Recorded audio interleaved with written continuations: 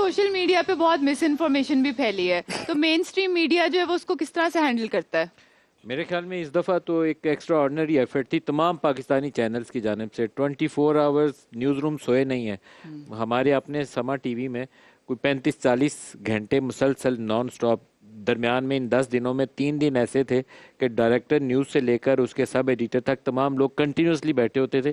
ایک خبر آتی تھی کہ ایسا ہو گیا ہے تو اوپر سے لے کر نیچے گراؤنڈ لیول تک سارے جو کورسپونڈنٹس ہمارے, کوئی مظفر آباد میں بھی بیٹھا ہے, اس کو بھی رات ساری جگا کے چیک کیا جاتا تھا, پھر رپورٹ کرتے تھے. 2-4 روز 5 روز پہلے ہی پاکستان سے جو مار پیٹی ہے انہیں 10, اس سے پہلے انہوں نے ایک رات خبر چلانی شروع کر دی. یہ بڑا انٹرسٹنگ ہے کہ لاہور بھی فتح ہو گیا ہے, کراچی کی پورٹ کے اوپر بھی قبضہ ہو گیا ہے, جو آرمی چیف ہے اس کے خلاف بھی کچھ ہو گیا, پرائم منسٹر بنکر میں چلا گیا.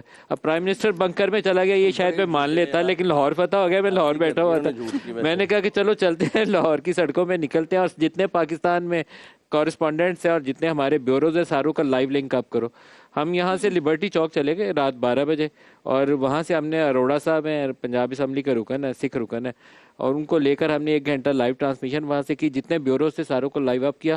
اللہ پاک کا کرم تھا کہ پاکستان پرامن اور قائم دائم تھا, اور اس کے وہاں دعوے یہ تھے کہ ہم نے F-16 گرا دیا ہے, پائلٹ قبضے میں لے لیا ہے, ہماری فوج جو ہے وہ وہاں پاکستان میں لاہور شہر میں چلی گئی ہے, اور ہم لاہور کی سڑکوں پوروں پہ گھومتے رہے پوری رات. تو پاکستانی میڈیا نے اسٹیبلش کیا ہے کہ ہم ان کے اس پروپیگنڈے کا جواب مؤثر طریقے سے دے سکتے ہیں, اور دیا اس دفعہ.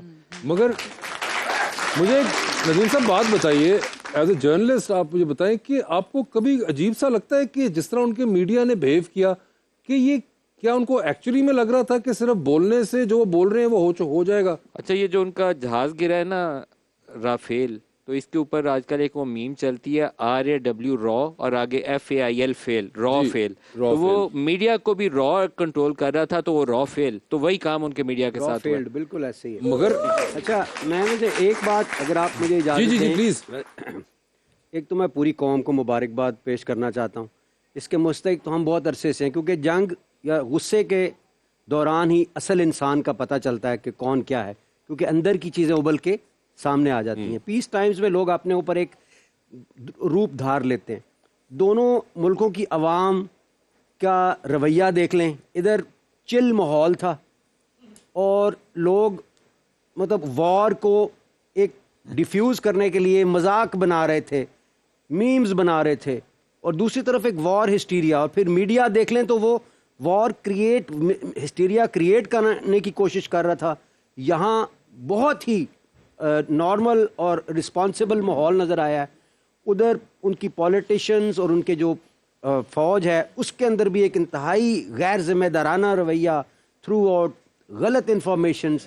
ادھر انہوں نے اتنی ہی انفارمیشن دی ہے جو بالکل 100% سچ ہے, جس کو ایک سپورٹ ایویڈنس کے ساتھ کیا جا سکتا. یعنی کریکٹر بھی نظر آیا, ہیوملٹی بھی نظر آئی ہے, اور اس کے اوپر سمجھ لیں کہ سچ بھی نظر آیا. اچھا, ایک بنیادی فرق جو ہے اور بھی,